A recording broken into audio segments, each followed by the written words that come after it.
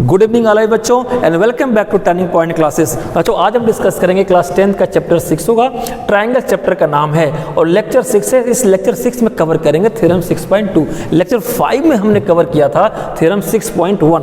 वो थ्योरम 6.1 और 6.2 बहुत ही इंपॉर्टेंट है, दोनों थ्योरम इस चैप्टर की जान है। चलो थ्योरम को पढ़ते हैं। ये सारा चीज़ थ्योरम में गिवन है, ठीक है, मैंने ऐसे ड्रा कर लिया टाइम सेविंग के लिए। थ्योरम को पढ़ते हैं, फिर स्टेप बाय स्टेप प्रूफ करेंगे। If A line divided any two sides of a triangle in the same ratio, then the line is parallel to third sides। अच्छा, इस ट्रायंगल में कितनी लाइन है? 1 2 3, ठीक है। सीरियल किसी को दे दो, मैं मानता हूँ 1 2 एंड 3 लाइन है।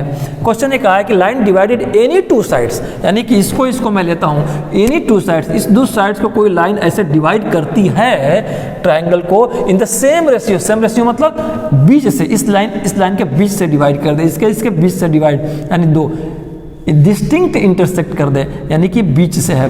तो जो अगर मैं इसको D मान दूँ, इसको E मान दूँ, तो क्या होगा कि ये दोनों ही लाइन आपस में पैरेलल होगी। फिर से कैसे? ट्रायंगल के दो साइड्स के बीच से कोई तीसरी साइड्स इंटरसेक्ट कर दे, डिवाइड कर दे, तो वो लाइन इस थर्ड लाइन के, फर्स्ट सेकंड और थर्ड, इस थर्ड लाइन के पैरेलल होगी।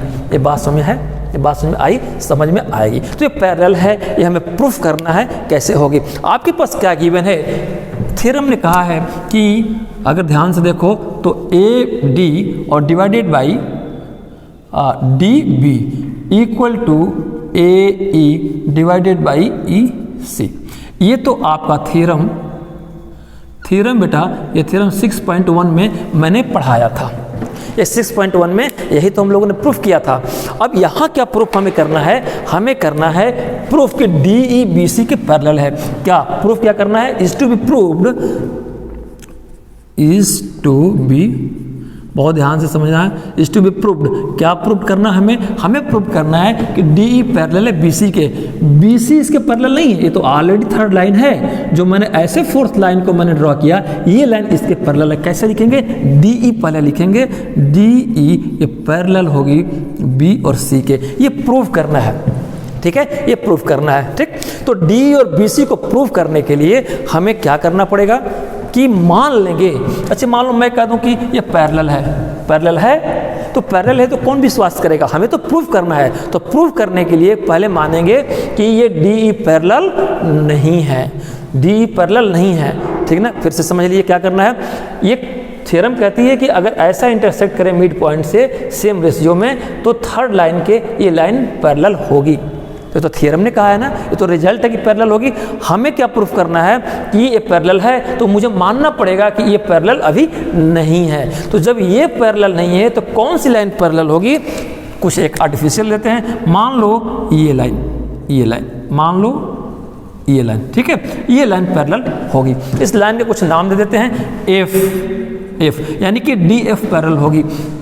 हमें क्या प्रूफ करना है कि ये पैरेलल होगी। लेकिन इसको प्रूफ करने के लिए मैं मानूंगा कि ये लाइन पैरेलल नहीं है, क्योंकि अभी तो आपको पता करना है। तो ये जब नहीं पैरेलल है तो DF पैरेलल होगी। थोड़ी देर के लिए मान लो, है नी, ठीक है, D और F पैरेलल होगी किसके? BC के। फिर से DE पैरेलल BC को प्रूफ करने के लिए मानेंगे कि D is not a parallel to BC। If D is not a parallel to BC, तो कौन पैरेलल होगी? DF पैरेलल होगी। ये थोड़ी देर के लिए मान लीजिए। तो मैंने D और F को बनाया, बात समझ में आ गई। नाउ DF पैरेलल BC, अब तो बात होगी ना, DF और पैरेलल BC के है फिलहाल के लिए। Now DF parallel to BC, ठीक है। अब ये मान के चलते हैं, ठीक। फिर देखेंगे apply Thales theorem. Thales theorem मैंने पढ़ाया था स्टार्टिंग में इस चैप्टर के। थेल्स थ्योरम क्या कहती है बेटा कि AD और DB का जो प्रोपोर्शन होगा वो किसके होगा? AF और FC के। फिर से थेल्स थ्योरम में मैंने एक ट्रायंगल बनाया था, ऐसे किया था ABC और D और E। मान लो ये DF ही है, ठीक है, ये मान लो कि ये DF है। तो क्या कहते हैं कि ये रेशियो और ये रेशियो इक्वल होती थी, ये रेशियो और ये रेशियो के। थेल्स ने यही कहा था, ठीक है। तो अब हमारे पास पैरेलल लाइन ये हो गई ना, तो मेरा कटिंग पॉइंट कौन सा हो गया? कटिंग पॉइंट AC का कटिंग पॉइंट अब ये हो गया।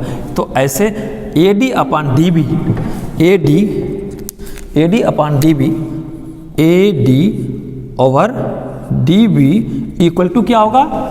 AF इंटू FC, यानी कि AF इंटू एफ सी, है ना, ये कैसे होगा, एफ टू एफ सी, ठीक है ना। ये किसके अनुसार, थेल्स के अनुसार, कि अगर कोई चीज़ पैरेलल हो तो जो कटिंग डिस्टिंक्ट इंटरसेक्टिंग पॉइंट है वो इसके पैरेलल होगी। जब पैरेलल होगी तो ये रेशियो, ए रेशियो और ये रेशियो और एफ और सी बराबर होगी एज पर थेल्स थ्योरी, ठीक है ना। इससे पहले लेक्चर में हमने पढ़ाया था। तो एफ अपॉन एफ सी आया, ठीक। ब्रैकेट में लिख देंगे थेल्स थ्योरी या by BPT theory, basic proportionality theorem, है ना। ये कैसे आपने पता किया, बाई थेल्स ऑब्लिक बीपीटी, ठीक ना। बीपीटी क्या, बेसिक प्रोपोर्शनैलिटी थ्योरम, ठीक है, ये मैंने पढ़ाया था, ठीक। यहाँ तक तो बात समझ में आ गई। अच्छा, तो एडी जब ऐसा हुआ बेटा, एडी और डीबी और एएफ और एफसी, ये बात समझ में आपको आ गई, ठीक। चलिए, तो थियरी क्या कहती है, ये कौन सी, लेफ्ट हैंड एडी और डीबी और एई और ईसी गिवन है, ठीक।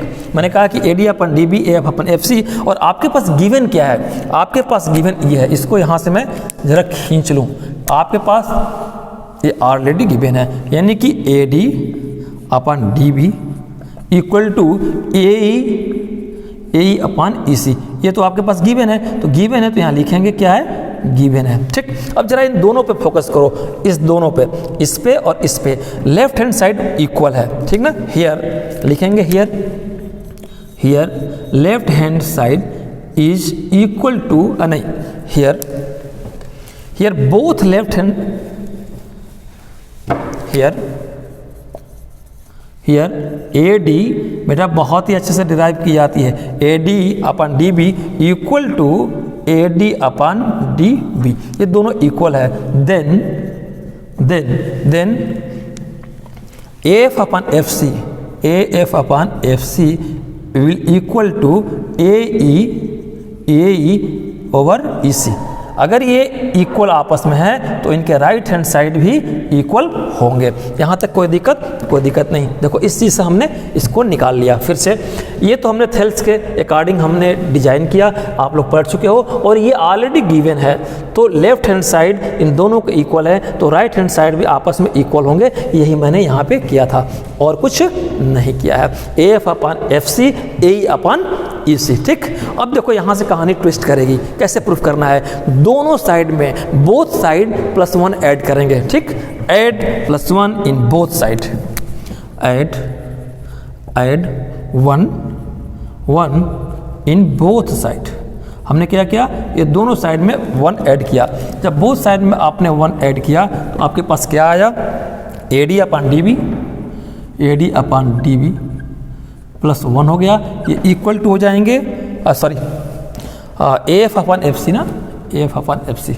अब तो आपकी ये चीज़ आ गई, F upon F C, F upon F C +1 equal to A upon E C, A upon E C +1। क्या हमने एलसीएम ले लो। जिन बच्चों को समझ में नहीं आता ऐसे समझ लें, और जिन बच्चों को स्मार्टनेस पता है वो कोई दिक्कत नहीं है, हम ऐसे कर लिए। हम एलसीएम क्या ले लेंगे, एफ सी से एफ सी डिवाइड करेंगे, कैंसिल 1 से इसमें मल्टीपल करेंगे ए एफ, प्लस 1 से इसमें डिवाइड करेंगे, एफ सी बचेगा, एफ सी से 1 में करेंगे तो एफ सी यहाँ आएगा, ये आएगा। स्मार्ट बच्चे क्या करते हैं, सीधे cross multiple F C into 1 F C, यानी A F plus F C ऊपर हुआ, A F plus F C ऊपर हुआ, और फिर डिवाइडेड एफ सी ही आ जाता है। देखो ऐसे आया। दोनों में जो आपको अच्छा लगे कर लीजिए। ऐसे ही सिमिलरली मैं ऐसे करूँगा तो ये ए ई प्लस ई सी और डिवाइडेड ई एन सी। ये बात बच्चों को समझ में आ गई, ये समझ में आ गई, ये इतना तक हम पहुँच गए। अच्छा, अब इसकी जगह पे देखो ए एफ और एफ सी, ए एफ और एफ सी, फिर से ए एफ यानी कि ये, और एफ सी मतलब यहाँ से लेके यहाँ तक। फिर से ए एफ की यहाँ तक बात कर रहा हूँ और फिर यहाँ से लेके यहाँ तक की बात कर रहा हूँ। इन दोनों को ऐड कर देंगे तो अल्टीमेटली ए और सी ही तो कहलाएगा। अल्टीमेटली क्या कहलाएगा बेटो बच्चों, ए सी, यानी A F plus F C की जगह पर मैं क्या लिखूँगा, ए सी, और डिवाइडेड बाई एफ सी आपका है इक्वल टू ए ई और ई सी, ए ई और ई सी, ठीक है।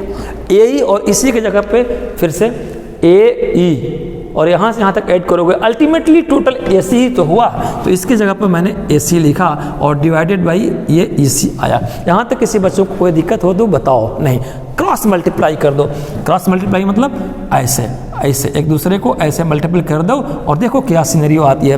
तो क्रॉस ऐसे करेंगे AC into EC equal to FC into AC। ठीक, आपको चाहिए EC, आपको हमें निकालना है EC। नाउ क्रॉस मल्टीप्लाई कर दिया आपने तो EC आपने निकाला यहाँ से, तो EC equal to FC into AC और डिवाइडेड बाई AC। ठीक है, AC कैंसिल, ये क्या आ गया आपके पास FC।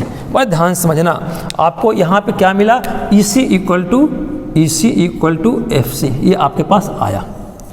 ठीक, अच्छा यहाँ से आपके डेरिवेशन का ignition point, catalyst point start हुआ।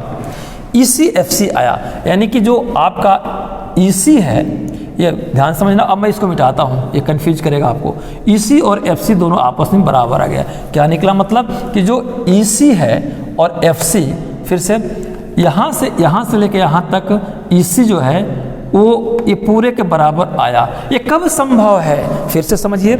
मैं कहूँ कि यहाँ से लेके यहाँ कहो, चाहे F से लेके C कहो, ये दोनों बात बराबर है, ये बात आपको डाइजेस्ट नहीं होगी। ये कहो कि अरे ये छोटी सी दूरी और फिर यहाँ बड़ी सी दूरी बराबर, ये दोनों बराबर, ये तो बराबर एक ही कंडीशन में संभव है कि जो ये लाइन मैंने खींचा है DF, इसको झुका करके इसके ऊपर कर दूं तो EC के बराबर हो जाएगा। फिर से मैं कहूँ कि FC और EC बराबर ही है।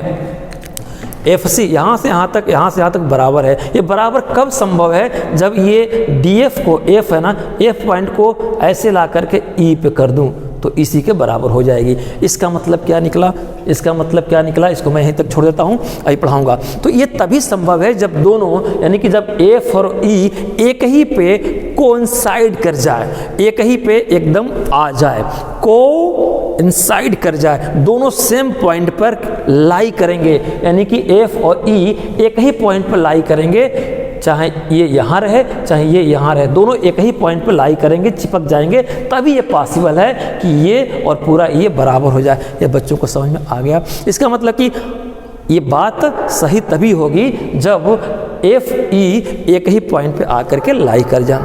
हमने क्या कंसिडर किया था, ठीक है, हमने क्या कंसिडर किया था, यहाँ पे एक चाहे लाइन लिख दो कि FC इक्वल टू EC आया। It is only possible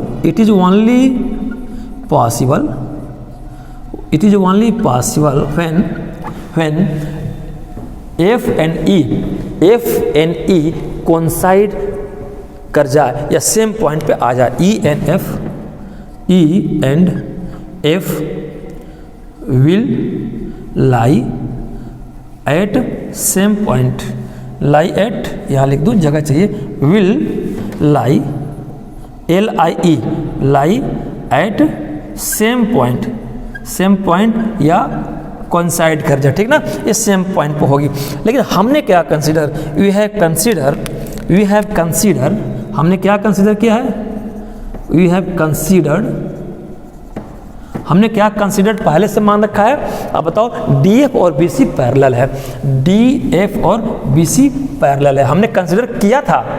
proof क्या करना है कि ये दोनों पैरेलल है, लेकिन मैंने माना था कि ये कैसे पता चला कि पैरेलल है, अभी तो प्रूफ करना है। तो हमने कंसीडर क्या किया था कि नहीं, DF और BC पैरेलल है, तो we have consider DF parallel to BC। हमने ये कंसीडर किया था, इसके बेसिस पे प्रूफ करना है कि ये और DE पैरेलल है, तो हमने कंसीडर किया था। हमने क्या प्रूफ करना है, हमने प्रूफ क्या करना है कि EF सेम पॉइंट है तो DF और BC बराबर हो जाएंगे। अगर F और E सेम पॉइंट हो जाएंगे तो DE और BC बराबर हो जाएंगे, ठीक है, ये हमें करना था। फिर से मैं कर दूं, हमने क्या एज्यूम किया था कि DF BC के पैरेलल है, ठीक। अब हमारे पास एक इक्वेशन बन के आया कि EC FC बराबर है। तो जब EC और FC बराबर तभी संभव होगा जब F और E दोनों एक ही पॉइंट पे आके मिल जाए, कोइंसाइड कर जाए, ठीक है, ये तभी संभव है। ठीक है। तो इस बेसिस पे अब ये पैरेलल तो आपने बराबर आपने प्रूफ किया कि ये दोनों बराबर है, तो इसका मतलब कि ये दोनों ही एक ही पॉइंट पे है, दोनों एक ही पॉइंट पे लाई करेगी। तो जब दोनों एक ही पॉइंट पे लाई कर ही देगी, यानी कि ये वाली लाइन आपकी यहाँ आई गई, तो इससे प्रूफ होता है, इससे साबित होता है कि डी ई ही पैरेलल बी सी के है। तो हैंस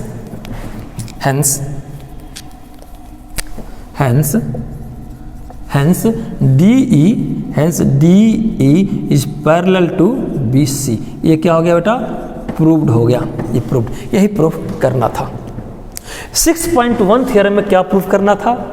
6.1 थ्योरम में प्रूफ करना था ये, और ये ऑलरेडी प्रूव्ड है, इसलिए मैंने ये थ्योरम का हेल्प लिया। अब आपको क्या प्रूफ करना था कि ये दोनों पैरेलल है, ये बताओ, ठीक है। दोनों थ्योरम में यही अंतर है। फिर से मैं एक बार रिकॉल कर दूं, फिर से एक बार हमने क्या किया 6 पॉइंट थ्योरम में कि एक ट्रायंगल है, इस ट्रायंगल में कोई एक ऐसी लाइन को खींचो जो दोनों जगह डिस्टिंक्ट पॉइंट में कट करे और ये दोनों साइड से उनके बीच के पार्ट को इक्वली डिवाइड करे। अगर ऐसा हो जाता है तो जो लाइन ये डिस्टिंक्ट पॉइंट पे डिवाइड करेगी ये इसके पैरेलल होगी। ये थ्योरम है, पैरेलल होगी, हमें प्रूफ करना है। तो पहले कैसे कह दोगे होगी? पहले तो कहेंगे कि पैरेलल ये वाली नहीं होगी, तब देखेंगे कुछ सिचुएशन आएगी इस तरह की, तो प्रूफ करेंगे कि हाँ यार यही पैरेलल होगी। तो हमने ये क्या किया, डी एफ को माना कि ये पैरेलल नहीं है, ये लाइन पैरेलल है। इस लाइन पैरेलल को ले करके हमने बीपीटी थ्योरी लिया, बीपीटी थ्योरी का हेल्प लिया, और जो ऑलरेडी थ्योरम 6.1 में ये चीज़ है प्रोपोर्शनैलिटी की थ्योरम, उसको हेल्प लिया, तो मेरा लेफ्ट और राइट बराबर आया, तो हमने राइट साइड को बराबर किया। इससे हमें निकला कि जो ई सी है वो एफ सी के बराबर है। अच्छा, जो ये ई सी है ये पूरे एफ सी के बराबर है। अच्छा बताओ, ये छोटी सी दूरी ये पूरे दूरी के बराबर ये तभी संभव है जब एफ और ये दोनों एक ही जगह पे आ जाएं। इसका मतलब जो ये डंडा है ये आके ई पे आ गया, जब ई पे आ ही गया तो डी ई ही बी सी के पैरेलल कहलाएगी, ठीक ना। यही मैंने किया है, जब वो कोइंसाइड कर जाएगी, एक ही पॉइंट पर लाई करेगी, तो हैंस प्रूव दैट कि D E parallel to B C, D parallel के बी सी पे पैरेलल होगी, डी पैरेलल हो गई, अब ये हो गई, ठीक है बेटा। तो ये थ्योरम यही थी। इस थ्योरम में कोई दिक्कत हो तो आप मेरे से पूछ सकते हैं। अगर कोई प्रॉब्लम नहीं है, अगर ये आपको लेक्चर पसंद आया तो लाइक सब्सक्राइब कीजिएगा। लास्ट में मैं एक अपील करता हूँ, आज फिर से अपील करता हूँ, ये राष्ट्र आपका है, राष्ट्र हित में बिजली बचाए। आपकी छोटी सी बचत किसी घर के उजाला बन सकती है। और ध्यान रहे, बिजली की चोरी एक दंडनीय अपराध है। डिसिप्लिन में रहें, जितनी बिजली की जरूरत है उतनी ही बिजली आप जलाएं। Please save electricity, your little saving may be useful to needy and minded. Theft of electricity is a punishable offence. Thank you very much. Good night all of you.